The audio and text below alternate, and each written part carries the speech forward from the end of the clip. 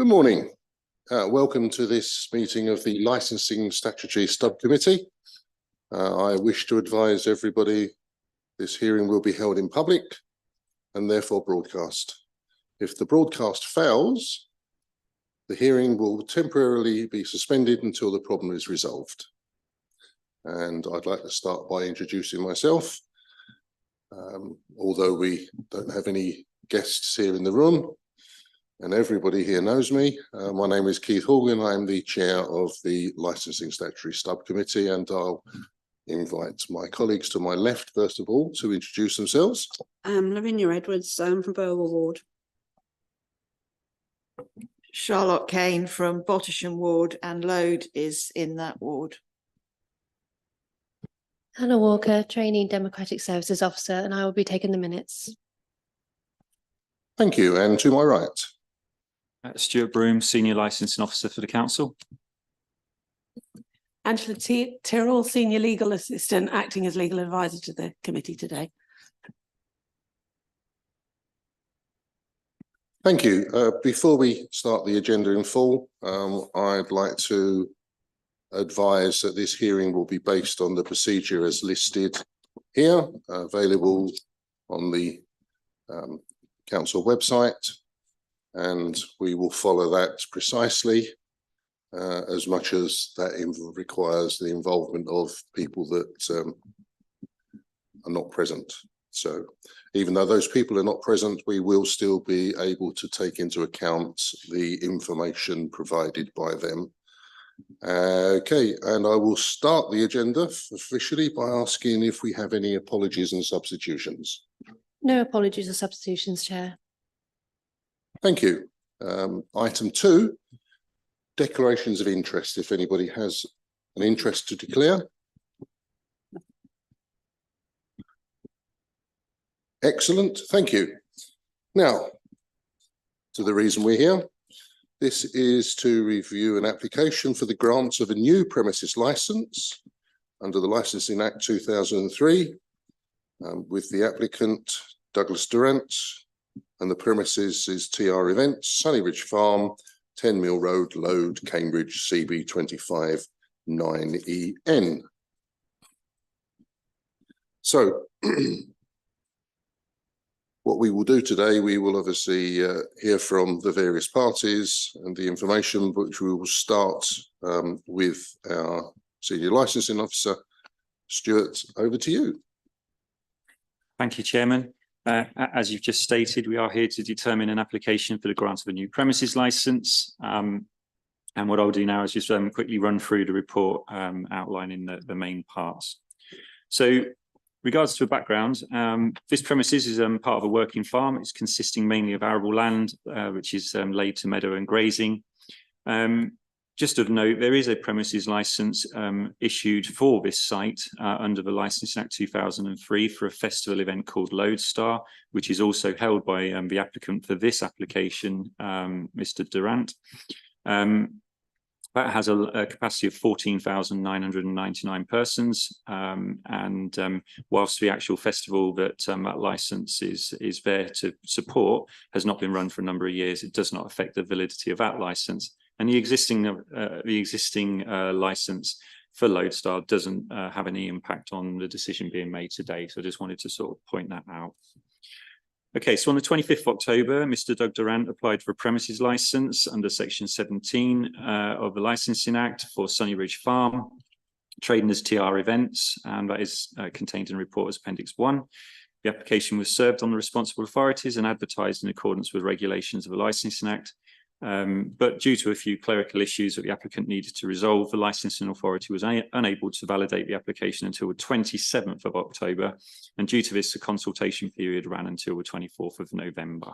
The application form states the applicant intends to run the premises as an outdoor marquee for private events. And to support that, they have requested the activities in Table 1 of the report, namely sale by retail of alcohol from 10 AM till midnight, midnight, Monday to Sunday, late night refreshment from 11 PM to midnight, Monday to Sunday, and live and recorded music from 11 until midnight. with the opening hours being from 10 until 1 o'clock in the morning. Now, the live music is there from 11 o'clock. That's not a typo. It's just until 11 o'clock, they're relying on the deregulation of live music and recorded music, which they're entitled to do with an alcohol license. And late night refreshment it only starts at 11 o'clock in the evening, because late night refreshment only comes into effect between the hours of 11 and 5 a.m. The plans of the premises can be found as Appendix 2. And the applicant's offered steps on application are contained in Appendix 3. Now, during the consultation period, the licensing authority received 3 representations from responsible authorities. These came in from Cambridgeshire Constabulary and both of the council's environmental health departments, so domestic and the commercial teams, which look after sort of noise and public safety elements. And they are all responsible authorities. The details of those objections can be found at Appendix 4. There were no representations received from other persons who are permitted by the Licensing Act to submit representations. Following the receipt of the representations from the responsible authorities, the applicant agreed to amend their submission of conditions. This list replaces those in Appendix 3 in their entirety and is exhibited as Appendix 5. So they're the agreed conditions in Appendix 5, and they are the ones that should be read by members, not the original list in Appendix 3. Okay, so members are obliged to determine an application with a view to promoting the objectives or license objectives, which are the prevention of crime disorder, the prevention of public nuisance, public safety, and protection of children from harm. In making your decision, you're obliged to have regard to the statutory guidance issued under Section 182 of the Licensing Act and the Council's Statement of Licensing Policy. Should members depart from either, they must specify their reasons for doing so. And you must take into account information contained within the report and the evidence submitted by all parties. So paragraph 4.2 just points out the relevant statutory guidance considerations, which are found in Appendix 6. Paragraph 4.3 points out the relevant local policy considerations, which can be found in Appendix 7.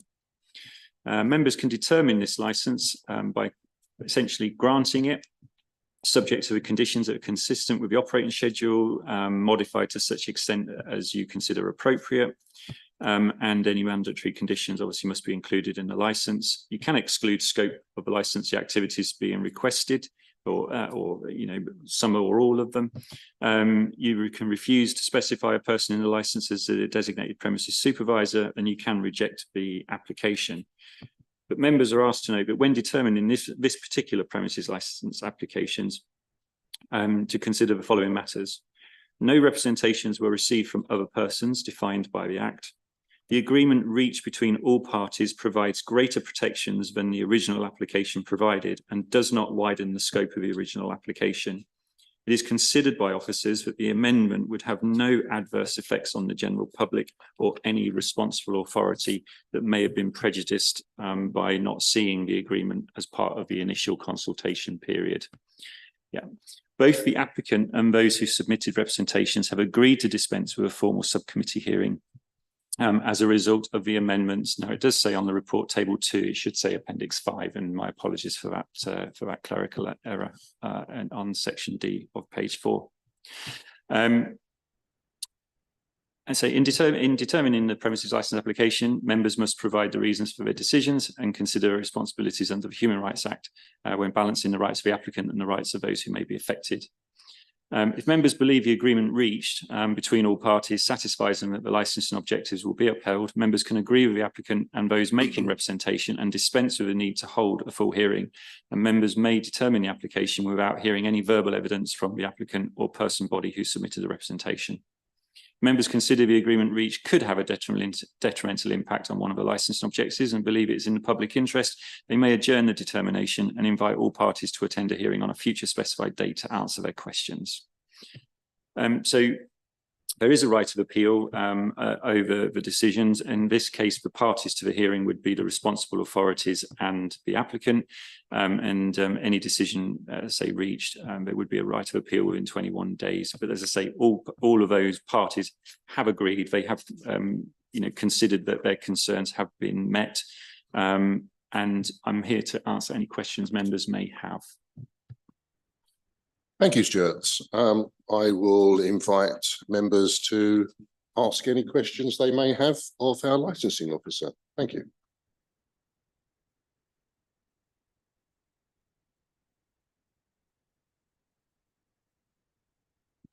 Just for the record, perhaps, Stuart, you could confirm the existence of an event management plan now that all parties have agreed to. I can share, in appendix 6, appendix 5, should I say, sorry. In the list of conditions, as the chairman has just pointed out, it does mention an event management plan. Now, these amended conditions have been worded in such a way that for the 2023 event, the required steps to be taken will be different to future events where the applicant will have to attend safety advisory group, etc. Now, for the 2023 event period, due to the shortness of time, it was agreed between the police and both the environmental health, domestic and commercial sections that an event management plan would be okay, providing it was agreed by them. And I can assure members that as of approximately 4:30 yesterday afternoon, that final event management plan was agreed by all responsible authorities that condition 1 requires, and has been lodged with the licensing authority. And we will then expect the applicant to run their events according to that event management plan. And if they fail to do so, then we would be able to take action under section 136 for unauthorised licensable activities. Thank you, Stuart.